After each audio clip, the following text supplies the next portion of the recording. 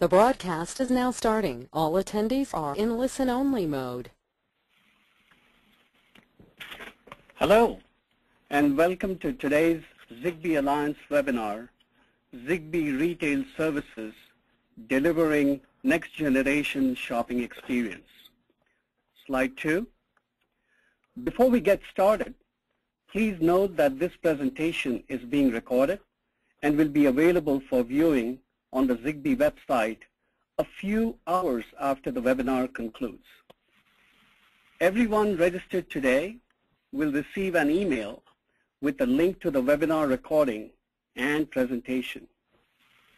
To ensure the highest quality audio, all attendees have been placed on mute.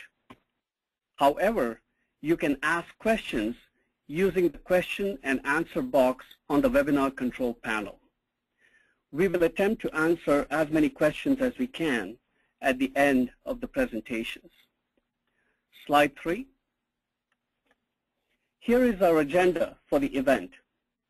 Ryan Maley, Director of Strategic Marketing for the ZigBee Alliance, will give us an introduction to ZigBee Retail Services, followed by John Harris, the ZigBee Business Manager with Track Global Limited, who will present the features and benefits of the standard. Thereafter, Mark Grazier, who is Internet of Things Marketing Manager with Texas Instruments, will talk about the ZigBee Retail Service use cases. Finally, John Osborne, General Manager Research and Development at the Kroger Company and also Vice Chairman of the ZigBee Alliance, will talk about the vision of ZigBee Retail Services Standard and how it will transform shopping as we know it. And now, here is your first presenter, Ryan Maley.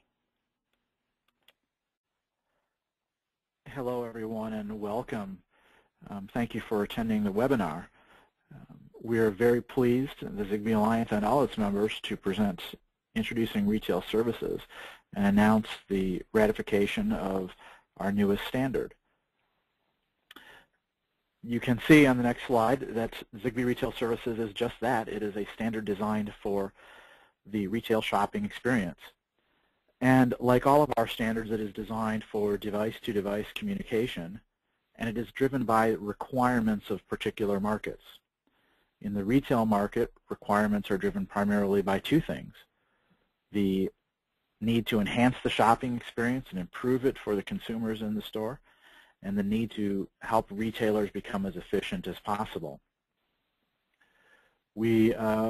As we talk about this during the rest of the webinar, our other presenters will get into more detail, but some of the things that happen in retail services or permitted by retail services is things like faster checkouts. And this improves the experience. It lets shoppers move through the store faster, improves their satisfaction. It provides them with in-store assistance so that if there are ever any questions about their purchases or shopping, they can ask them. And of course, it talks about locating items. So if you're looking for that particular thing that you need, you don't have to wander about a store. You can actually use ZigBee Retail Services Standard to communicate with an in-store concierge. From the retailer perspective, it does quite a few things, including reduces the stockouts. You cannot sell a product if it's not on the shelf. It supports just-in-time inventory practices, which are important for efficiency and cash flow in a margin-strapped environment. And it also allows you to control and monitor things in the store relative to food safety and the environment. For instance, monitoring the temperatures of items that are in the freezers to make sure that they're as fresh and safe for consumers as possible. And ZigBee Retail Services does this by defining several devices that are important to this environment, including personal shopping assistance for communication, intelligent shopping carts for tracking a consumer as they move through the store, things like shelf tags and asset tracking tags. And again, the rest of our presenters will talk about this in a little more detail. But on the next slide, you can see that retail services is built on reliable ZigBee networking. Like all of our standards, it is designed for device-to-device communication, and It takes advantages of the underlying characteristics of ZigBee Pro. The ZigBee networking level standard that is very easy to install and maintain. When you install the device, it self-organizes. It forms into a mesh. It can scale to thousands of nodes. Of course, it's very secure. All communication is encrypted. It's very reliable. The mesh is fault tolerant, and again, we will talk a little bit more about that later. And of course, it's long battery life, which obviously reduces the cost of ownership and the cost to maintain a device in a store. On the next slide, just want to mention briefly about the ZigBee Alliance. We are a global standards organization, and we have built an ecosystem of many, many providers. And this global standard means that we build things that can be deployed globally. You do not, as a product developer, need different versions for different countries. And of course, because there are quite a few members of our ecosystem and alliance, it gives you a wide choice of products. And not just the choice of products, but competition in those products at different quality levels, for different features, and of course, for price competition. And that choice of suppliers is great for retailers and consumers alike, because you are not afraid of one supplier going away and your network becoming obsolete. And these are all benefits of the global standards that ZigBee Alliance develops. Before I move on, I just want to remind you that as the speakers present, and if you have questions, you can use the software control panel of the webinar to submit them, and we will try to get to as many as possible. But without any other further ado, I would like to introduce our next speaker, John Harris, the ZigBee Business Manager for Track Global, who will speak a little bit about the features and benefits of ZigBee Retail Services. John Harris. Okay, thank you, Ryan. So ZigBee is a technology with a wide range of applications, as Ryan has already hinted at in some of his earlier slides. In the field of retail, though, there are some particular challenges that have to be overcome to ensure success. So probably the most difficult challenge that we saw when we were looking at this particular project was due to the very nature of the retail network itself. Retail networks, as envisaged, would be made up of highly mobile devices, such things as trolleys, customer handheld devices, and even retail staff with push-to-talk intercoms. And these would be mixed in with static devices, things like electronic shelves and different types of sensors throughout the store or warehouse that would be passing data that would be essential for the retail environment. In addition to this, it's quite likely that the networks themselves are large scale and dense in their entire layout. This, in many cases, for various different technologies, would be an issue. Security is probably of paramount importance within a retail environment. This is one of the things that cannot be compromised. And obviously, minimal disruption is required in order to maintain the retail efficiency within any retail environment and continue to ensure that operation is smooth. Next. So the benefits of an intelligent retail environment exist actually on both sides of the consumer and retail perspective. On the consumer side, it's all about passing information to the shopper or retail employee. We're talking here about passing details of offers or providing an optimum route for a shopper to take when they're purchasing their usual list of groceries, this kind of thing. On the retail side, it's all about tracking, being able to track trolleys, making sure that you can recover them and ensure that you maintain your assets, tracking grocery stocks either within the specific store, warehouse, or even in transit to them, and even tracking customer and staff movement so that you can optimize the ratio of staff and support people that are there that can offer services to your customers. All of these things depend on the ability to locate the asset, whether it's a trolley, a handheld device, grocery stock, etc. Next. So what we end up with is the concept of a shopper within a retail maze. Knowing the location of the shopper or retail asset, that is essential. And this is a challenge that is caused by the mixture of the highly mobile and static devices being within the same network. Next. So ZigBee solves this challenge by the concept of the nearest gateway. Mesh topology allows the mobile devices to be informed of the nearest gateway. The gateway itself logs the identity of the mobile device as the mobile moves around the network itself. And this is really making use of the mesh features that ZigBee has at its core. Next. So ZigBee actually turns the large and dense layout challenge that was identified in the earlier slide into a benefit.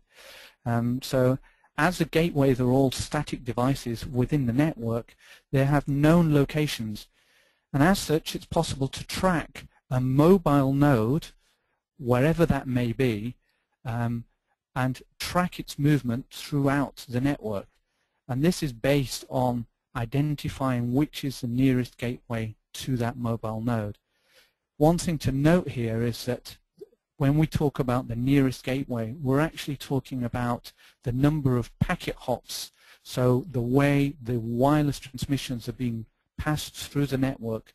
So we're talking about the number of packet hops to a gateway, not actual physical distance. But this provides sufficient tracking data to be able to locate the mobile node. Next. As we mentioned earlier, security is of paramount importance, and ZigBee has inbuilt security. It has various different encryption mechanisms, and in particular for retail it makes use of both encryption at the network layer and at the higher APS layer. There is a trust center, which is a device that manages both the keys and confirms authentication of devices that are joining the network. And this trust center also issues unique keys to pairs of devices that are already authenticated on the network. Next. So to have a quick look at how these partner keys are actually handled within a retail environment, in this diagram it shows two end devices, ZigBee End Device 1 and ZigBee End Device 2, and a trust center, and the various steps that are involved in establishing a partner link key. So device 1 in step 1 would request a key from the trust center so that it can communicate with device 2. Note that this request itself is also encrypted using the key that device 1 shares with the trust center. So at no time during this exchange are there any open frames or communication going over the air. In step 2, the trust center checks both device 1 and device 2 have correctly joined and authenticated on the network.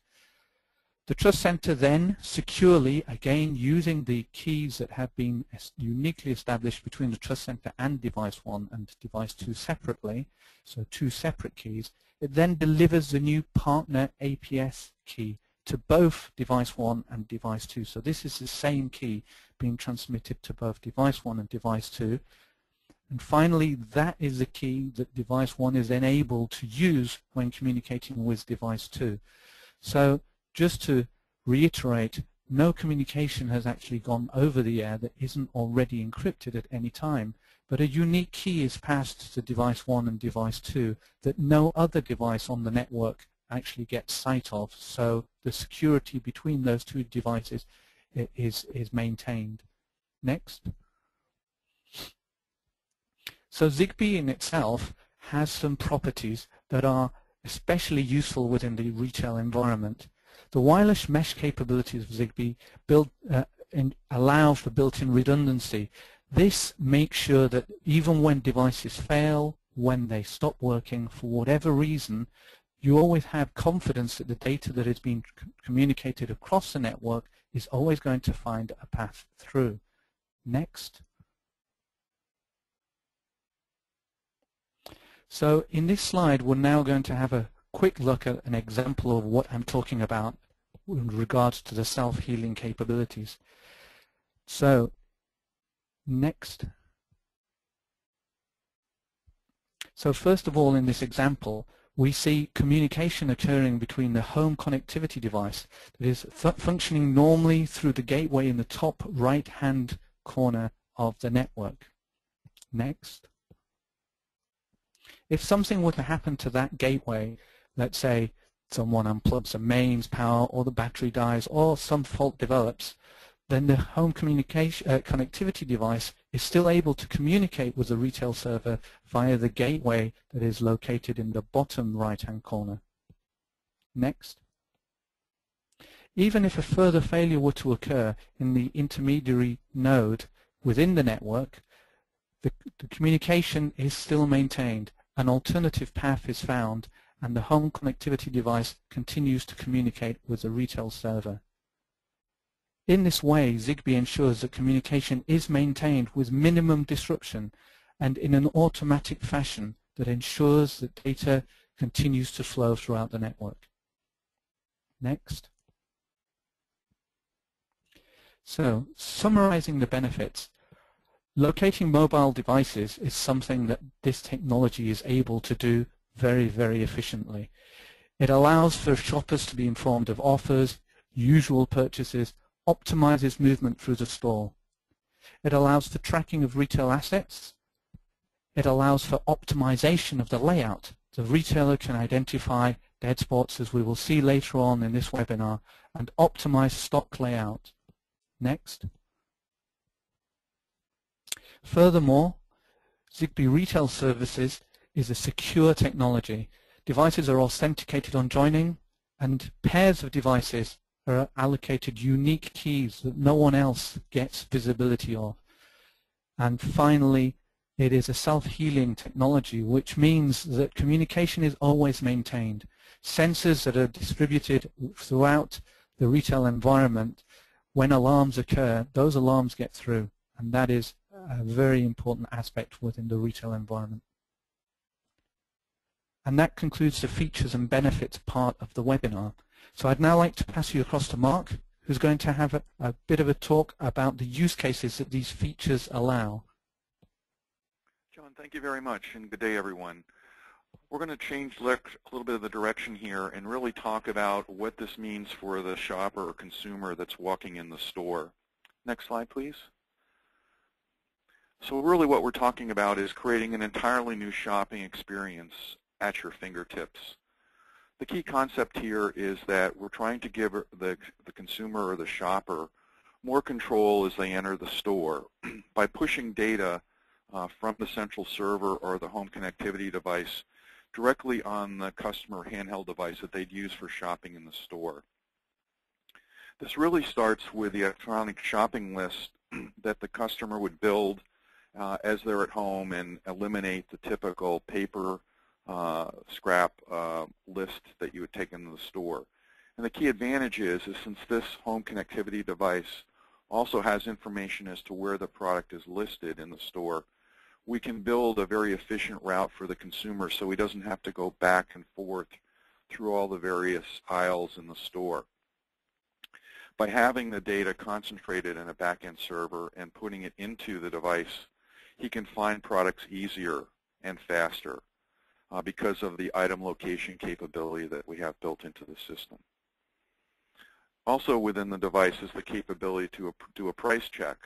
So again, it gives the consumer or the shopper more confidence as he's going through and picking up products off the shelf that the shelf label and what he's actually checking out with his handheld device confirm that the price posted is the price he's paying for. And as he continues shopping, he basically builds up a cumulative list of how much he's purchased so that he can see from each transaction what the amount is that he's spent so far in his shopping experience. We also have the capability with a help button that I'll describe earlier or later for him to get store assistance. So one of the retail assistants could be immediately notified, and the shopper could get his information or clarification on what he needs. And the most important feature, and the one that really drove the whole decision to go and create a retail shopping system in ZigBee, was to reduce the bag and checkout time. as the customer is going through the store and conducting the transactions, there's a back-end audit that's done with the information in the server so that he doesn't have to go through the checkout line. And for those of us that experience that, particularly around the holiday shopping times like we're seeing now, it gives the consumer more time for his leisure by not having to wait in line and wait in a queue. And he can shop at his own pace. Next slide, please. So how does this start? Well, the experience starts at the front door, and typically the system that we see deployed today is the device in the top right-hand corner. This is the actual handheld consumer shopping device. And on it you see an LCD display, a scan button which allows him to activate the barcode scanner, and a series of functional calls, including a help button. So what the customer would typically do is insert the loyalty card for the retail store that they're in, and that would marry up and identify his card and basically start the handheld device and allow him to start shopping. So as he's walking down the aisles in the store, he would scan an item, load it into the shopping cart, and at the same time, when he did the price code check, the UPC label, that would be verified against the back-end server as to what the UPC code is for that particular device. He would also continue to use that to shop through the store and place items into the cart or trolley. And again, as I mentioned earlier, by checking the prices with a barcode scanner, he has a good idea of what that actual item costs, and he doesn't have to wait to verify that either with a retail assistant or going to some location in the store where there's a fixed scanner. And by having this running price total, he knows that basically what he's budgeting or paying for as he goes through the store. But one of the neat and very innovative features is that based on his prior shopping experience, the retailer can actually push coupons to his shopping device, allowing him to earn a discount on the items that he typically purchases through the store. So this has immediate benefit for those that do coupon clipping at home. It reduces that whole requirement because those are now pushed to his device as he shops through the store. Next slide, please. So really what we're talking about here is a much faster response time for shopper needs. And in addition to the handheld device that the shopper had, the retail assistant, the stocking clerk that would typically be on the floor available for questions from shoppers, by pushing the help button, the shopper could get immediate assistance because that would alert one of the closest retail assistants in the area and allow that discussion to take place a lot quicker. So again, you don't have to walk over to a corner of the store to find a help button or barcode scanner. You can get immediate assistance. The other feature for the retailer is to eliminate, as I mentioned earlier, the checkout line. So that reduces the total headcount that the retailer has to have on a daily basis because we're using the individual checkout as we conduct transactions in the shopping cart. And for the retail store, for the person managing the logistics of restocking the shelf, it reduces the out-of-stock items because the store clerk or shopping retailer assistant can go down, and as he sees an item being depleted on the shelf edge, he can note that with his device, check in with the back-end server to see what he has in inventory at the back of the store, and bring that forward so that the customer can see more items on the shelf.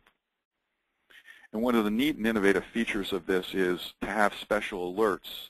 For example, if you're going into a store that has a in-store pharmacy and you've provided the person there with your prescription, you can get a notification on your handheld device that your particular prescription is ready and available for pickup.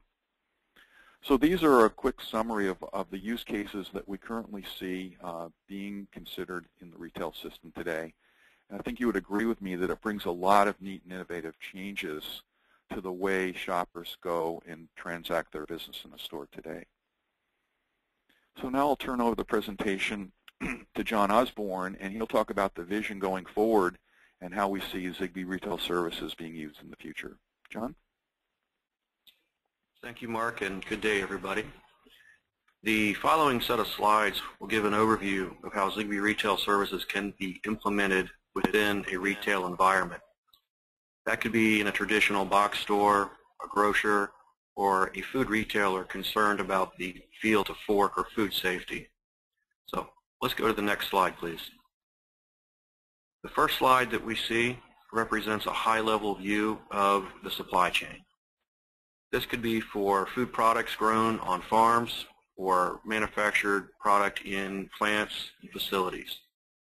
With the appropriate sensors, product can be monitored throughout the supply chain, tracked, and kept monitored for safety. For food products, sensors can be used to monitor the conditions such as temperature, moisture, pH levels. Sensors can also follow product through the supply chain and provide either real-time data or delayed reporting information as they move from network to network. They report information about similar conditions, temperature, moisture, and pH during transportation. If product arrives into a store that is out of spec, a retailer could, in essence, decline that load. Again, it's about the safety of the particular product for the customer. What this does, especially for food-based industries, is give a history of the product to ensure that it is fresh, it has a maximum shelf life, and above all, it's safe for consumption by consumers. Next slide, please. This slide represents a fully deployed in-store solution. It's made up of common network supporting nodes, a common network supporting several nodes. These devices can be used to support retail services within the store by providing associates with scanners that can be used for task management, voice communication, text messaging, imaging capture, location services for inventory management, customer service. Other devices can be deployed directly with the customer, as well as throughout the store to provide other services. They can include help, they can improve the shopping experience, and overall what you want is a happy customer. The data that these devices can provide to retailers will further improve the overall layout and management of the store. So rather than me talk directly about each of these from this slide, let's go ahead and build the network, let's build the solution, and I'll talk about individual components as we go. Next slide, please. So we have an opportunity to build the network. We can build the network in two forms in this situation. First, we can deploy a camera system with ZigBee-enabled radios, or we can deploy data-only access points. So let's start. Next slide, please. In this case, we're deploying cameras with ZigBee radios embedded within them. These cameras can be deployed as part of a normal upgrade or retrofit, or any loss prevention project, or maybe a video analytics product.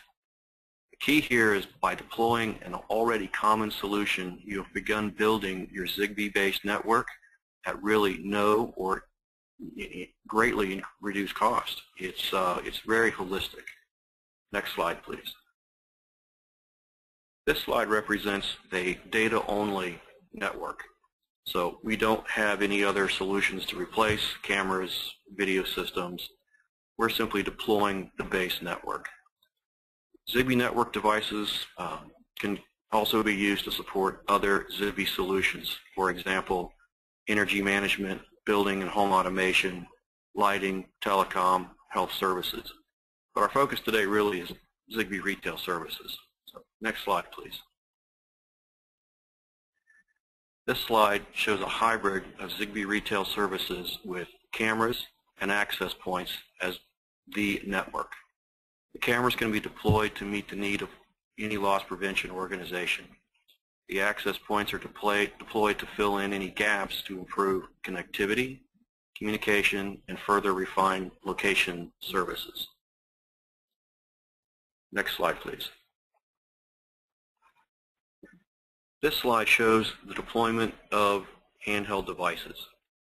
These could be used by associates by providing everyone with a scanner for inventory management, voice and text for communication, again, image capture for documentation within the store, and really allow them to provide self-management through a task management system. Finally, it can provide location-based help services to customers. The customer device would allow shoppers to scan and bag their product using a shopping list they may have already built earlier, or the system can also remind them by, as a loyal customer, we know what they may have purchased in the past and remind them that they may want to pick up that product again while they're in the store, saving them time, potentially money, from having to return back to the store. This process with customers is an opt-in. They have to voluntarily sign up and participate in this, which assures that their privacy is, that they are aware of it and it is secure at all times. Next slide, please. Next, or first, since there really is no mandated order for these solutions to be deployed, a retailer could deploy shopping carts that are intelligent or shopping carts that have trackers on them. Trackers can be used to gather anonymous data that show traffic patterns within the store. This data can be used by the retailer to improve store traffic flow and placement of product to further improve sales and hopefully have a much happier customer. Other solutions exist in the market today. Some of those are based on maybe Bluetooth, Wi-Fi, or some other solution, but they are generally single-point solutions, and they may require a separate and proprietary network, which in essence means more cost. The intelligent shopping cart can be paired with the shopper's handheld and could be considered as a mobile self-checkout solution by keeping track of weight of items purchased as they continue through their shopping experience. Very similar to a self-checkout unit you may be familiar with in stores today, but it's on a set of wheels. Next slide, please. With the shopping system installed, the retailer can deploy individual one-to-one incentives to the customer via digital coupons and maybe discounts for volume purchases or a spot discount on an item just to say thank you for being a loyal customer to that retailer. Next slide. The infrastructure in place the retailer has means they have complete control. They are responsible for the connectivity. This enables them to provide a solid service to the customer, and this is important because as you see other applications deployed throughout the globe, whether they are an application on a smartphone or some other solution, none of them have the connectivity to the retailer's back end, the point of sale, weights and measures. This tends to cause an issue with customers who expect to be able to shop within the retailer store. So this specification defines the way that these individual applications and service providers can connect to the retailer in a secure manner and ensure that the customer has a great experience. Now this is something that is long-term and much further out in the vision, but what it does is ensure a common, ubiquitous service, because if the customer isn't happy, it's the retailer's fault because perception is king.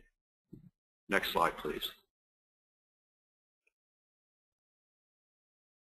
Other services can be deployed within the store.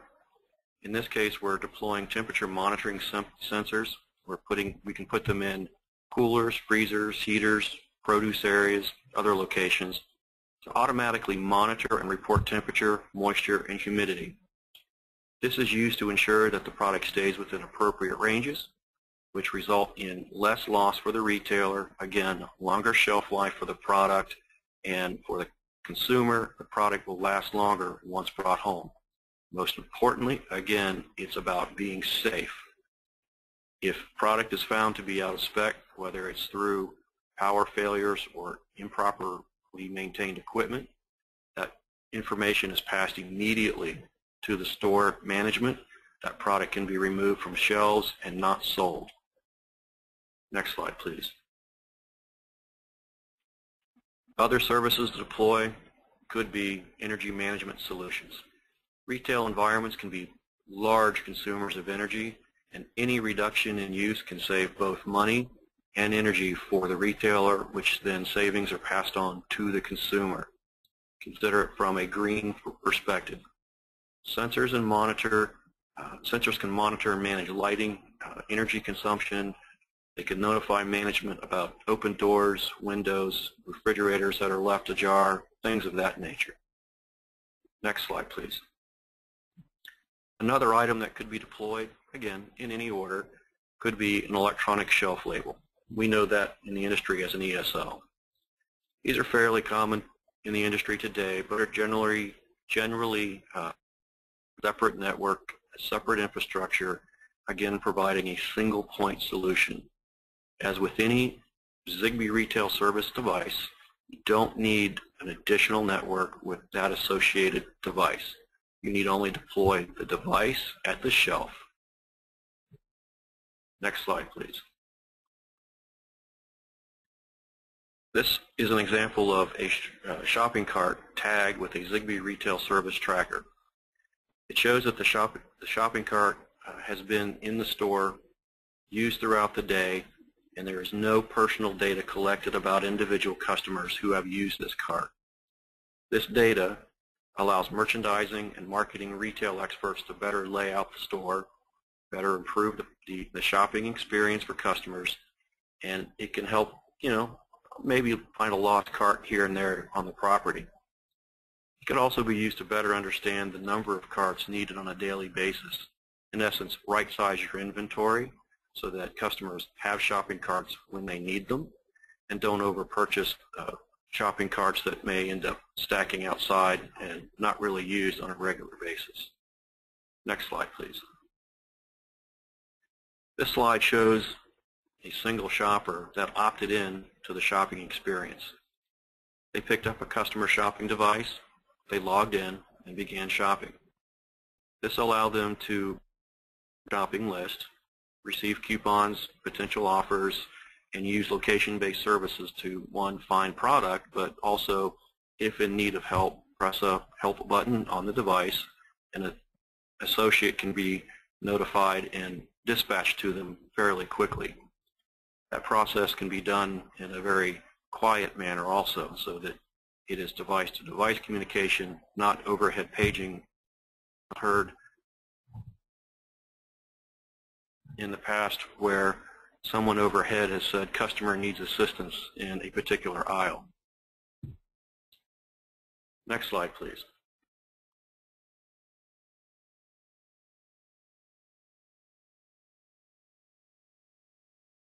This slide is, in essence, a heat map of all the traffic gathered throughout the day. The top left slide represents all of the traffic within the store, both anonymous and individuals who opted in for the shopping experience. The lower right heat map can be an example of sales. In reality, what the retailer would really like to see is high traffic and high sales overlapping in these heat maps.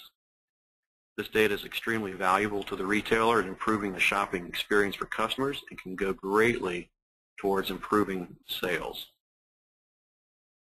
Next slide, please. So what we've seen is the building of the ZigBee Retail Services Network in pieces and components. You can build them as you need them. There's no set order, and you only need one common network infrastructure. This reduces the installation cost, the installation time, and ongoing supporting costs. Thank you, and I return the session back to Ryan now.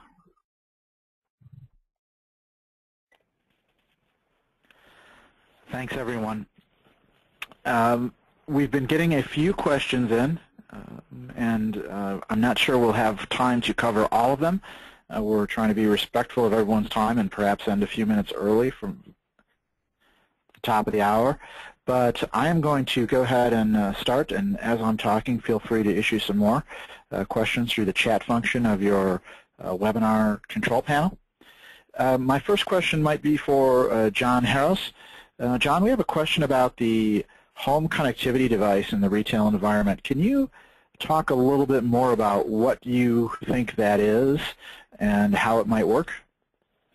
Yeah, sure, no problem. So what we were looking at, I think John Osborne has also shown this in some of his slides, as has Mark Grazier. The idea would be that as well as devices that would typically reside within the retail environment and never leave the retail environment, there are likely to be devices that would go home with the consumer, so home connectivity devices. These could be based on mobile handheld devices, mobile phones, tablets, these kinds of things, possibly making use of apps that relate specifically to one retailer or another. So the concept would be that they would be configured for the particular preferences of the consumer, and as they move from their home into the retail environment, they would join the network, the retail network, and then function in that way. So that is what a home connectivity device could be.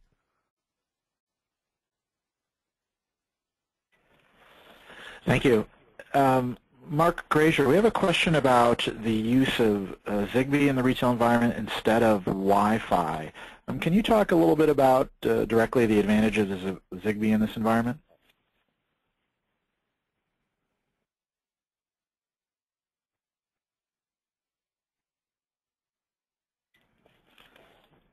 I'm sorry, Mark, you may be on mute.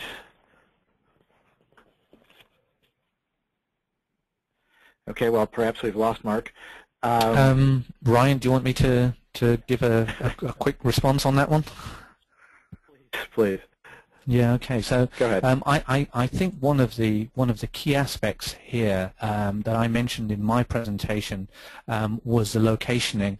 A lot of what John Osborne has shown in his data analysis in his later slides, and also some of the infrastructure for the sensors, the temperature sensor,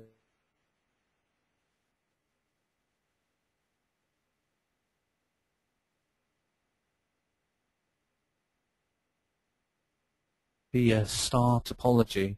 ZigBee, with its mesh capabilities and particularly the self-healing capabilities, means that it is ideal for the kind of dense layout that we were talking about, with lots of sensors within a very, very small area. And the locationing is possible because of that meshing capability. Within Wi-Fi, I'm sure it would be possible to create something, but it would be very, very, I would say, cumbersome and not optimized for the kind of environment that retail really kind of provides, and that you actually have to use. So that is the main reason why ZigBee would be the technology of preference over Wi-Fi. And while a lot of consumers might be familiar with Wi-Fi because they use it on their laptops really for the content of the internet, for web, for video, for graphics, ZigBee is very specifically designed for low power, low data rate communication that devices need. And that design gives us this long battery life, which is so critical for mobile devices. You simply don't want to be changing batteries all the time, and you can't be running around with extension cords. So, thanks. John Osborne, I might give you a question.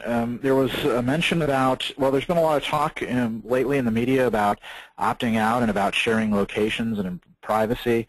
It's possible that some consumers might be concerned about sharing their location in a store or a public area. Can you talk a little bit about how ZigBee Retail Services works for this? Sure, Ryan. The concern that consumers have about personal privacy and security is extremely valid. The way that the system is, in essence, designed is to allow individuals to opt in, or rather than other systems which you have to opt out, and they are capturing that data by default. So we want to ensure that the system, through cart trackers, which is anonymous data, has nothing to do with the individual, doesn't impede or get involved with the privacy aspect. The device for shopping does require individuals to participate and give up certain pieces of information, who they are, maybe their shopping behavior. But this is really an incentive that allows them and the retailer to work together to improve the shopping experience, get that individual customer what he or she needs, wants, more so than just being lumped in with the general population. But overall, we know that the globe is made up of a number of rules and regulations, and we will conform to all of them. Some of them are very restrictive on what can and should be monitored or watched, and others are a bit more open. But our direction is that this is really to maintain the security and privacy of the consumer, and it has to be opt-in, which is very different what I think you will see from other solutions that are popping up around the world today.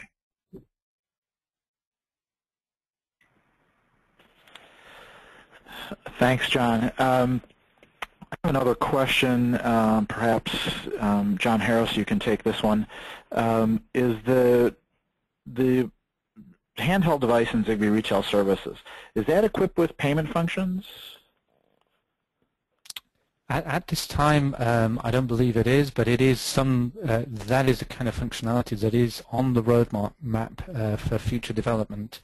Basically, the infrastructure is now there with the network that is built there for ZigBee Retail Services. All of these kind of additions and enhancements are possible, and it's just really a question of adding those, bolting those on. And there is actually a roadmap that we are working towards here, where we are planning on adding all these extra features as we move ahead. I wonder perhaps John Osborne may be able to add something to that. I'm not sure. Sure, I can add just a little bit to that that answer for the content.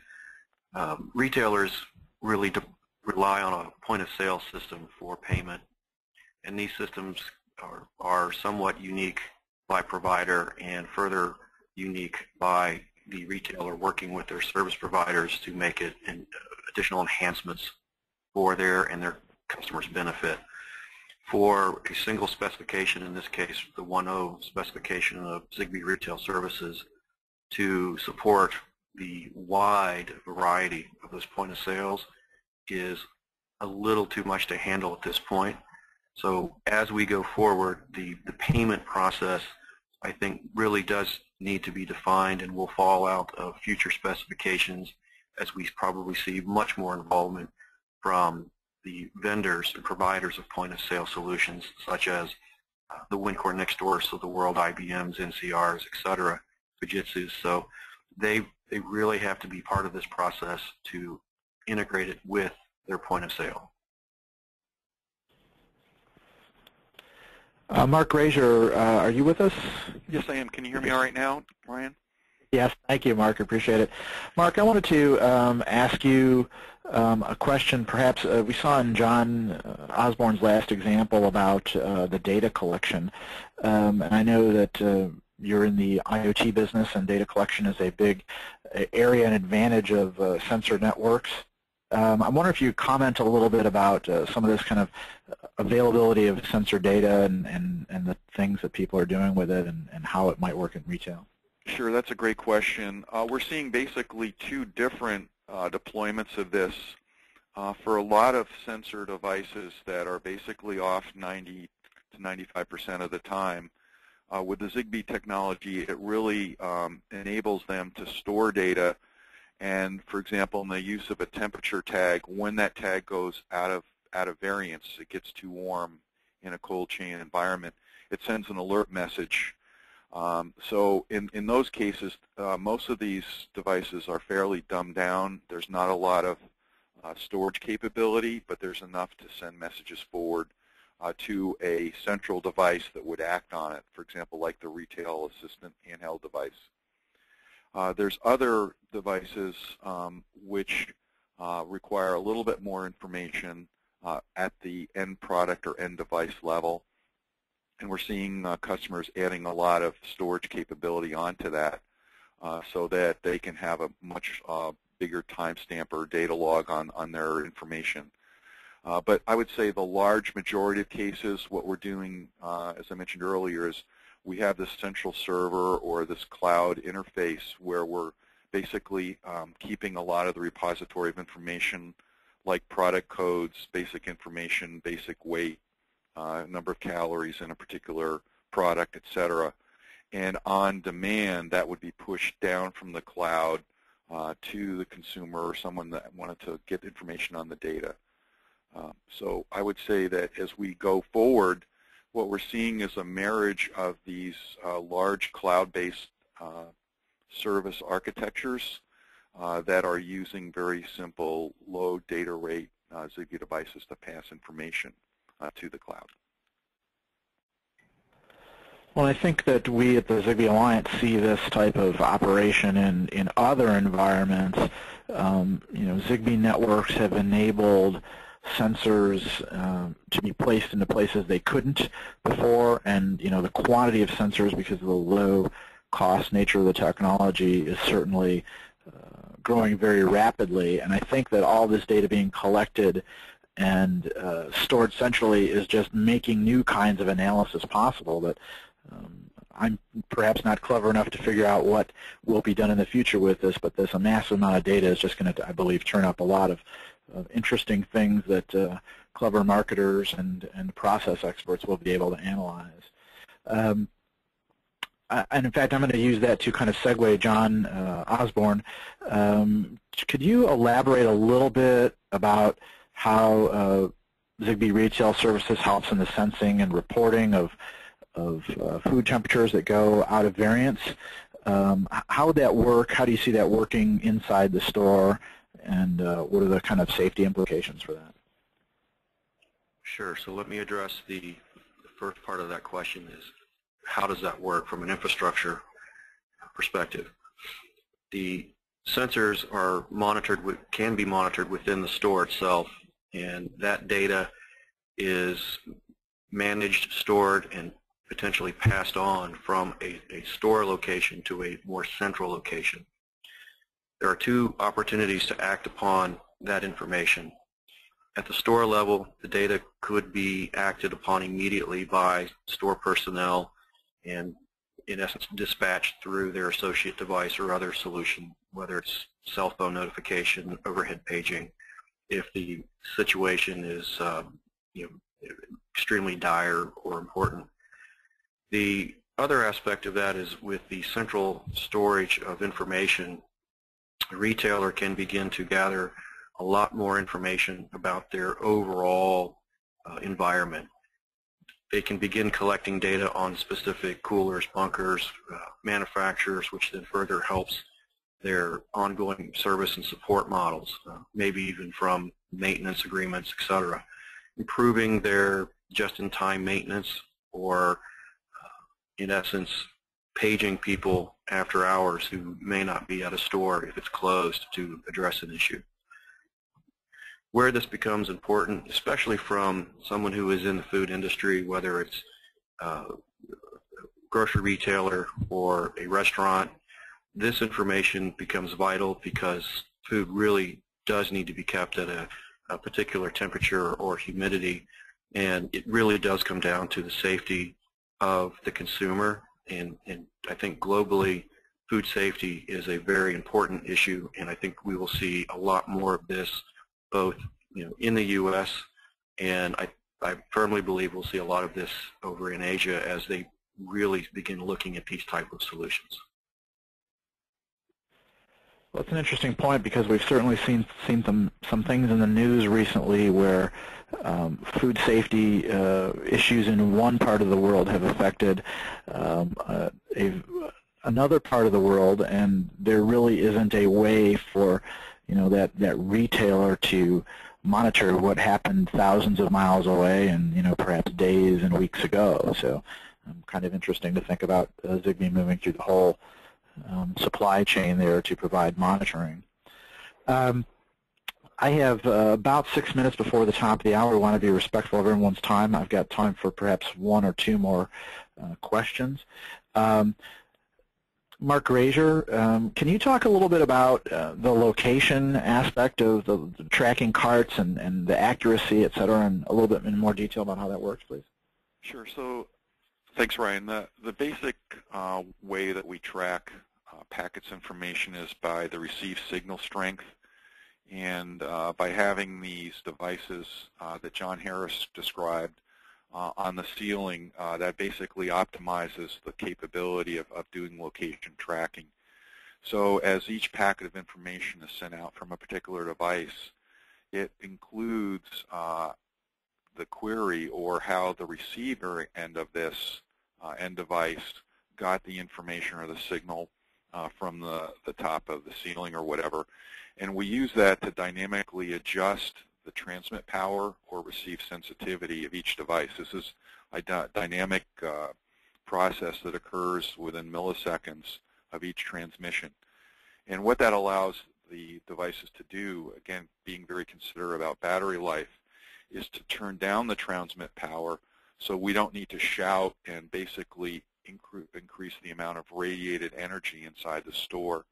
And by doing that, we're getting a much more reliable system because we're monitoring this energy, this received signal strength capability. And this has been out for about 8 years now. It's a great technology, and we're really starting to see it deployed in a lot of areas. And it's also being deployed outside of buildings as well for child tracking systems and man-down systems for firefighters and first responders. So it's a great technology to use. Okay. Great. Okay. So I think that we're at the end of our allotted time. I just want to thank everyone again for joining us this morning and listening to the news about ZigBee Retail Services. I wanted to remind you that everyone who is registered will receive a link to the recorded version of this webinar that you can share with colleagues who might not have been able to attend. Or if you joined us late or early, you'll be able to revisit that. Until then, again, my name is Ryan Maley with the ZigBee Alliance. Thank you so much on behalf of all of our members and all of our presenters on the phone who took time out of their day to prepare this and work so hard on the standard itself. Thank you, and have a great day.